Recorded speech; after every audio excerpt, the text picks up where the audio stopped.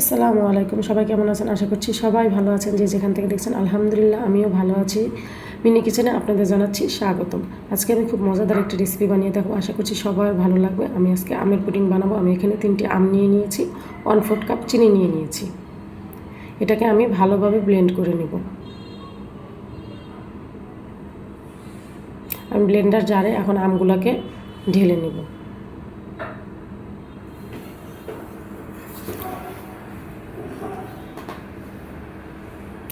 আমার আমগুলো ঢালা হয়ে গেছে। এখন আমি এখানে 1/4 কাপ চিনি দিয়ে দিব। চিনি দিয়ে এটাকে আমি অল্প কিছুক্ষণ ব্লেন্ড করে আমি এখানে 1 কাপ পানি দিয়ে দিব। পানি দিয়ে আমি এটাকে আবার ভালোভাবে ব্লেন্ড করে নিব। এখন আমি এখানে যে পাত্রে আমি মিশ্রণটাকে জাল দেব সেই পাত্রে আমি মিশ্রণটাকে ঢেলে নেব।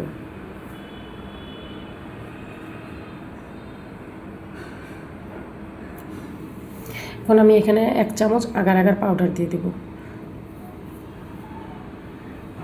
আমি এটাকে এখন ভালোভাবে মিশিয়ে নেব। ভালোভাবে মিশিয়ে তারপর আমি চুলায় এটাকে জাল করব।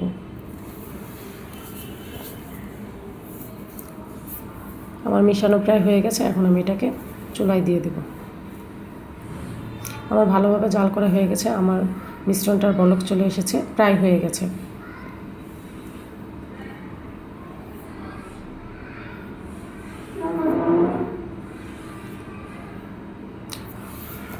আমার এটা খুব সুন্দর করে জাল দেওয়া হয়ে গেছে। এখন আমি এটাকে যে পাত্রে পরিবেশন করব সেই পাত্রে এটাকে আমি সেট হতে দিয়ে দেব।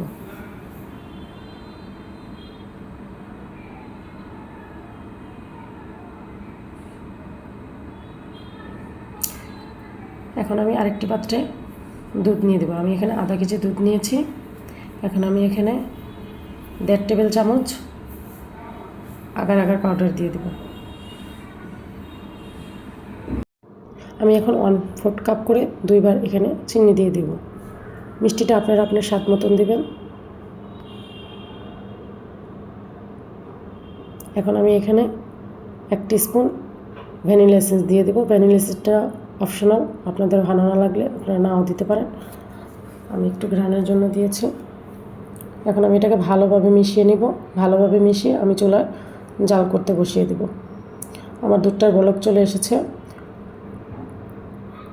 এখন আমি এটাকে অনবরত নাড়তে থাকবো যেন নিচে না লেগে যায়। তাই আমি এটাকে অনবরত সুন্দর করে নাড়তে থাকবো। আমি এটাকে একটু শুকিয়ে নিব। শুকিয়ে নেওয়া পর্যন্ত আমি এটাকে নাড়তে থাকবো যেন এটা নিচে লেগে না যায়।